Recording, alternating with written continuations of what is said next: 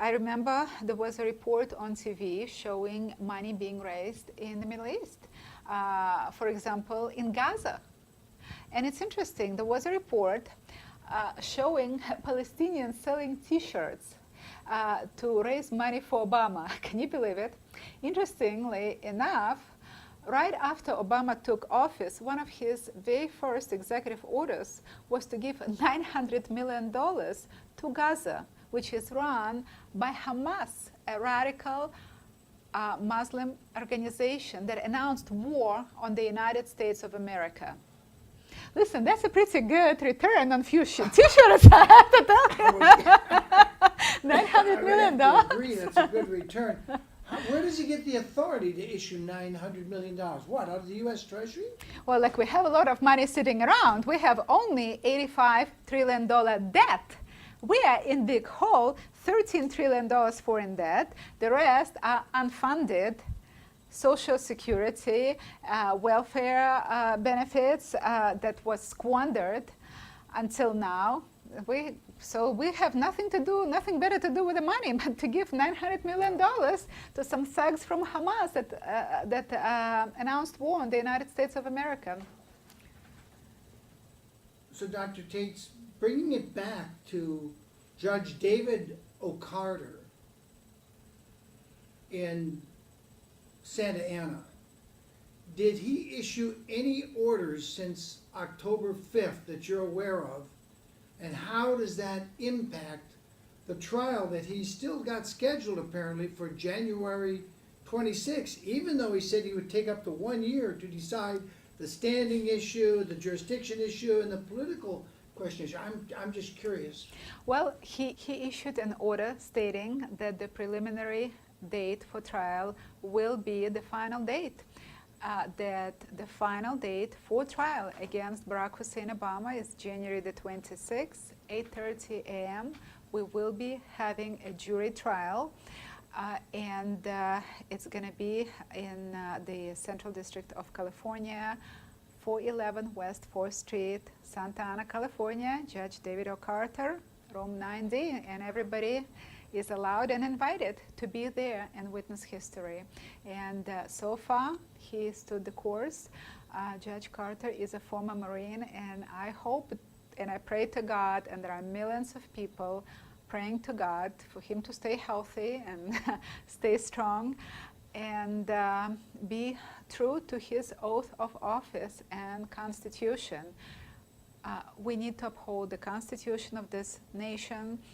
And during prior hearings on July the 13th and during the September the 8th hearing, Judge Carter stated on record, and I posted it on my website, each and every citizen of this country can read it and should read it. He stated, this is a very important case, it's a very important issue. It's important for the military, it's important for the whole country. Military needs to know if the commander-in-chief is legitimate.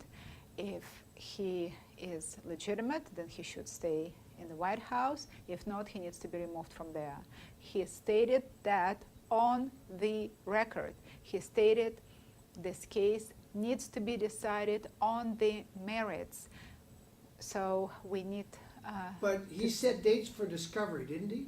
He set the date for the trial. For trial, we have the date, deadline for submission for motion for summary judgment, November 16th.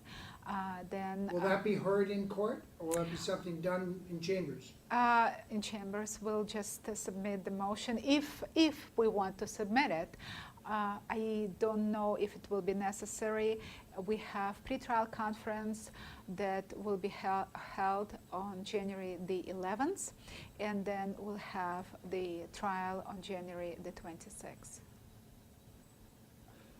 On September 8th, I was in the courtroom, but not everybody could get in. They had one overflow room. On October 5th, they had two overflow rooms and were starting a third. Yeah, there were four.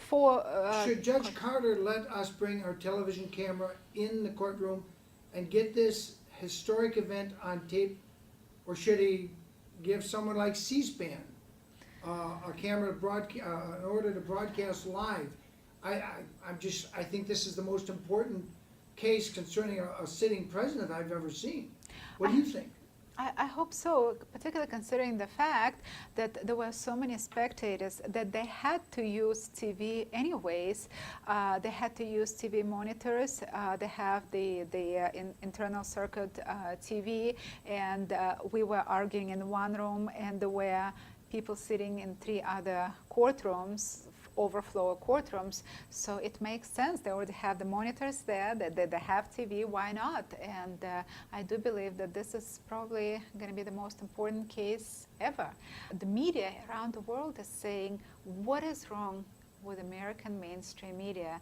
I was interviewed by BBC, and I did one interview for them in English that was shown for English-speaking countries, and then I did another interview for BBC in Russian, BBC Russia, and it was shown prime time all over Russia. And the reporter was asking, I can't believe it. This is the scandal of the century. This is the case of the century, the scandal of the century. Why American media, mainstream media, is silent? And from what I understand, there is simply a gag order. They are not allowed to talk about it. The only time they are allowed to talk about it, and the only condition, is to denigrate honest American citizens, members of the military who dare to stand up and speak up. For example, when we won in court in Georgia, when the military revoked the orders for Major Cook, on MSNBC, Keith Olbermann showed up prime time and stated that this decorated officer who risked his life time and again, Major Cook, is a jackass. And he is hiding behind the skirt of his attorney, Orly TAITZ, who is a scam woman. And Orly TAITZ is the worst person in the world ever. See, mind you, not just today, and not just here. It's in the world ever. And I was so proud of this. I thought, great. Yeah, if you got Keith Olbermann that angry with you, you must be doing something right. Yeah, see, I mean, if he would have said that I'm a good person, I would have said, what did I do wrong? Yeah. Well, also on another, you ventured into Joy Bahar's venue of pithy one-liners. It seemed like she was saying, but you're wrong because it's my show. But you're wrong because it's my show. Did you get the feeling that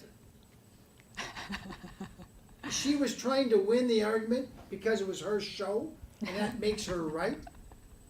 I thought you made some very good points in spite of the fact she kept interrupting and cutting you off. Well, in spite of the fact that she kept interrupting and cutting me off, most observers, even liberal Democrats, were saying that I won that debate in that I simply provided the truth. I provided the facts.